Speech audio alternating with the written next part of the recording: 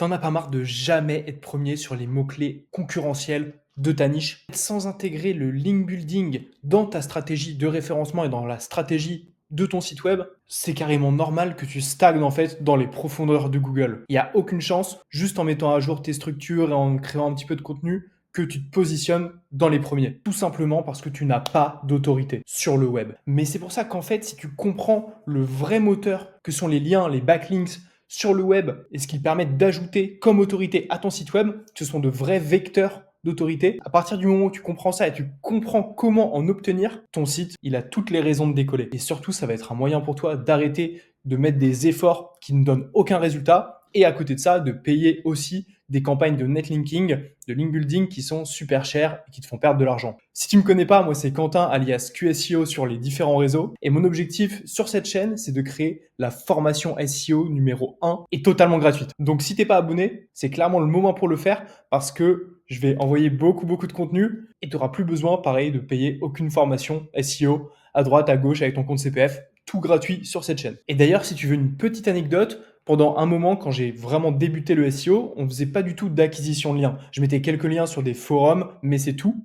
Et en fait, quand j'ai vraiment compris l'importance d'avoir une stratégie de link building, le blog sur lequel je travaillais, il stagnait à 12 000 visites par mois. Il a explosé à 50 000 visites en même pas un mois. Autant te dire que les liens, ce sont de vrais vecteurs d'autorité. Ça l'était encore plus avant, mais ça l'est toujours aujourd'hui et je vais t'expliquer tout ça. On est parti pour une vidéo sur le link building. Qu'est-ce que c'est, comment ça marche et tout ce que tu dois savoir pour éviter de perdre de l'argent et obtenir des résultats en SEO. Alors déjà, on va commencer par qu'est-ce que c'est qu'un backlink. Un backlink, tout simplement, c'est un lien qui va provenir d'un site vers toi, ton site. Donc là, on va imaginer que c'est ton site. Tous ces liens-là, ce sont donc des backlinks. Toutes ces flèches, ce sont des backlinks qui vont vers ton site. Donc d'autres sites qui font des liens hypertextes dans les contenus, tu vas le voir par exemple dans une page Wikipédia. Si tu cliques là, c'est un lien. Donc là, pour le coup, c'est un lien interne, de maillage interne, vu qu'il envoie vers une autre page du même domaine de Wikipédia, du site de Wikipédia. Mais par contre, s'il envoyait vers lemonde.com, là, ce serait un backlink pour Le Monde. Donc, il faut bien comprendre que toutes ces flèches, donc d'un site à l'autre, sont des backlinks. Et que à côté de ça, tous les liens entre différentes pages d'un même site, c'est ce qu'on appelle des liens internes du maillage interne. Il faut bien aussi faire attention parce qu'il y a certains liens qui sont des backlinks, mais qui ne vont pas envoyer et partager de jus SEO, qui ne vont pas partager d'autorité. Tout simplement parce que ce sont des liens qui sont tagués par le site en question. Donc imaginons ce site-là qui fait un lien vers ton site, mais il va indiquer sur le lien avec un attribut qu'on appelle l'attribut nofollow, comme on le voit ici. On va avoir un rel égale nofollow. Et lorsqu'on a ce rel égale nofollow, eh bien en fait, c'est pour indiquer à Google et au petit Googlebot qui va passer et qui va découvrir le lien, ne va pas suivre ce lien parce que je ne lui fais pas confiance. Il est là sur mon contenu, mais je ne lui fais pas confiance. Donc, il n'y aura pas de transmission de jus SEO. C'est pour ça que là, en fait, c'est comme s'il n'y avait même pas vraiment de flèche. Ça n'a pas d'importance pour ton SEO et ça ne va pas améliorer ton autorité sur le web. Donc c'est vraiment important d'avoir ça en tête. Et donc le link building, c'est le fait de créer une stratégie qui va nous permettre d'obtenir donc des sites comme ça qui vont graviter autour d'une autre et qui vont nous faire des liens.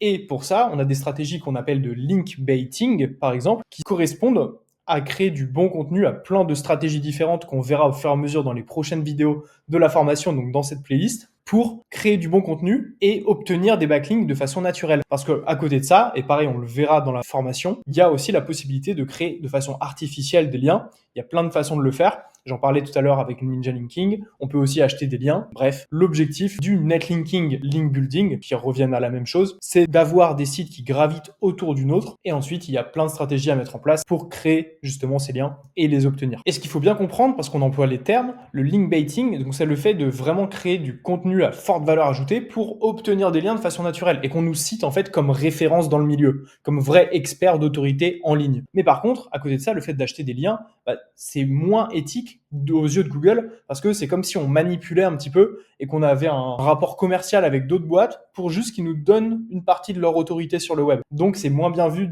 aux yeux de Google et il faut faire attention aussi quand on met en place ce type de stratégie. À côté de ça, il faut bien comprendre et on peut faire une analogie que un lien, c'est comme un vote de confiance. Donc là, ce site, il va donner à ce site une partie de sa confiance parce qu'il va le citer par rapport à un sujet quelconque. Imaginons que toi, tu as un site web, donc là, ici, dans le football, eh bien en fait, s'il y a des médias qui parle de toi, qui te cite, ça va être des gros liens. Si c'est un site très connu dans la même thématique, donc par exemple un Foot Mercato, un Top Mercato, les sites qui sont vraiment reconnus comme experts de la thématique foot par Google et qui font un lien vers toi, et que toi tu parles du foot, bah, comme c'est un backlink thématique, donc dans la même thématique que toi, c'est super important parce que ça envoie aussi un signal à Google comme quoi ton site parle de telle thématique, donc tu mérites d'être plus crédible et d'avoir plus d'autorité dans cette thématique-là. Google, il le réfléchit vraiment comme ça, et c'est pas tant le site qui va compter, c'est plutôt la page. Donc en fait, quand il y a une page de football qui fait un lien vers une de tes pages de football et sur une thématique proche,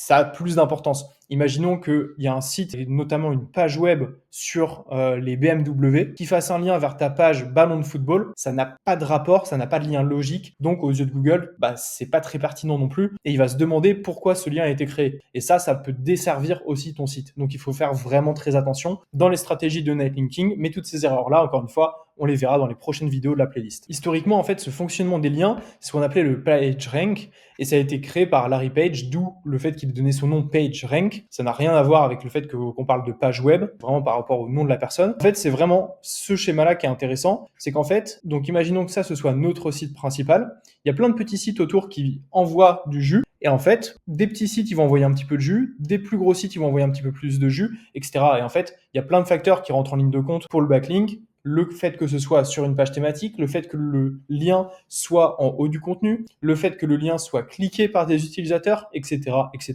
Et en fait, avec tous ces critères-là, Google, il va avoir une idée, une estimation de la valeur de ta page web, de ton site web, et savoir à quel point il a une autorité, donc un PageRank. Aujourd'hui, la notion de PageRank, elle n'existe plus, mais c'est toujours la même chose, c'est toujours le même fonctionnement. Et en fait, à la base, ça a été créé par Google pour réussir à se baser sur un critère de fiabilité des sites. Parce qu'au début des internets, on ne pouvait pas savoir quelle source était fiable, quel site était fiable, quel contenu était fiable. Donc Google, pour faire son moteur de recherche et son classement, il a dû trouver des moyens. Et le premier moyen, si d'autres sites d'autorité parlent d'un site, à ce moment-là, c'est qu'il doit être crédible. Donc les backlinks, ça marchait super bien pour manipuler les classements sur Google. Aujourd'hui, il y a bien d'autres critères qui rentrent en ligne de compte. Et si tu suis déjà toutes mes vidéos sur ma chaîne, tu le sais très très bien. Donc les liens, il faut bien comprendre qu'ils envoient du jus et qu'il y a une thématique, une page web qui parle d'une autre page web. Il faut que ce soit pertinent, il faut que ce soit logique, et il faut qu'en fait, depuis cette page web qui parle de ballon de foot, si elle envoie vers les protèges tibia, il faut que ce soit pertinent, et donc elle peut faire un lien pour citer mon site comme expert des ballons de foot ou expert des protèges tibia, peu importe. Mais il faut vraiment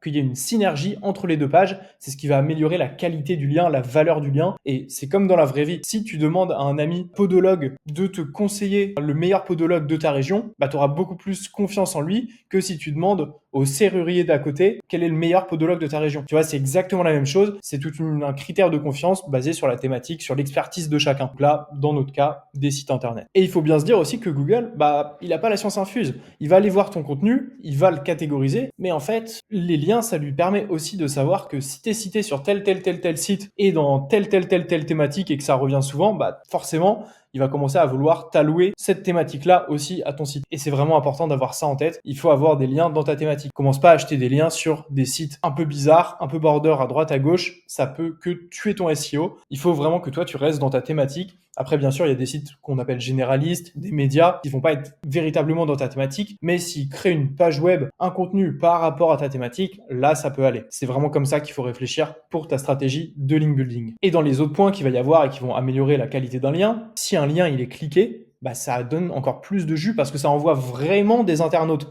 Et ça, Google, avec Google Chrome notamment, il est en mesure de le savoir si un lien est cliqué. Et donc, un lien qui est cliqué, ça veut dire que c'est un lien qui est potentiellement pertinent dans cette page web et donc qui envoie du jus vers ton site à toi. Il y a d'autant plus de qualité et encore plus si les utilisateurs restent sur tes pages web, interagissent avec ton propre contenu, etc. et ne quittent pas directement dès qu'ils arrivent. Si tout ça, c'est le cas, si ça réunit tous ces facteurs, eh bien, ta stratégie de netlinking, de link building, elle va avoir une véritable ampleur et ça va très rapidement booster ton autorité. On va juste finir sur la partie maillage interne et après, je te donnerai le meilleur outil gratuit pour voir à quel point tu as besoin de backlink. Sur le maillage interne, imaginons que cette partie de gauche, ce soit des liens externes et que cette partie de droite, ce soit des liens internes. En fait, il faut réussir à cumuler les deux. C'est pas l'un ou l'autre, c'est vraiment un cumul des deux. Si tu as des sites externes, donc un blog média, un blog thématique qui parle de ta page web, c'est très cool. Mais par contre, pareil, il faut que tu aies des liens depuis d'autres pages de ton site qui sont sur des thématiques connexes. Par exemple, on va avoir donc là la page ballon de football. Eh bien, ce serait intéressant d'avoir une page comment choisir son ballon de football qui fait un lien vers ma page ballon de football. Parce que c'est pertinent, parce que c'est logique. Et en fait, pareil, ton site au global, c'est comme s'il avait une quantité de jus SEO comme ça. Et en fait, au fur et à mesure, eh bien, il va venir le donner aux pages qui sont importantes. Et ce jus, donc, il va se diluer. Et c'est pour ça que, par exemple, ici, on va avoir du jus, mais comme il l'envoie à 4 pages différentes, bah, chaque page aura un petit peu moins de jus que si ici, on a la même quantité de jus, mais qu'elle l'envoie que à 2 pages différentes. Donc c'est vraiment important. Et en fait, on va dire que les backlinks externes vont remplir un peu ta jauge d'autorité. Et après, tes backlinks internes, ils ont pour but de choisir où on va aller distribuer le jus. C'est vraiment ça qui est important. Et les deux sont accumulés. Il ne faut pas faire soit l'un, soit l'autre. Et donc, le petit outil, un de backlink. Et là, c'est un très très bon exemple. C'est un mot-clé qui est très compétitif, mutuel en France. Et on voit bien qu'il faut approximativement 188 liens vers la page et 3438 liens vers ton domaine au global pour te positionner dans le top 10. Imaginons qu'un lien, si tu les achètes tous, c'est à minimum 20 euros. Je te laisse faire le calcul, mais ça va te coûter bonbon. Et tu vois, tous les premiers sites, mutuel.fr, bah, il a 285 domaines référents vers sa propre page, vers cette page-là, et 538 au total. Et là, tu vois, il y a des mastodontes comme Service Public, etc. MGen a moins vers la page, mais par contre, il en a beaucoup vers son domaine. Et après, donc évidemment, l'autorité, c'est bien, mais il faut déjà avoir du bon contenu. Et le cumul des deux est super important. La prochaine étape, ça va être de définir le backlink parfait pour ta stratégie de netlinking. Donc je te dis à tout de suite dans la prochaine vidéo.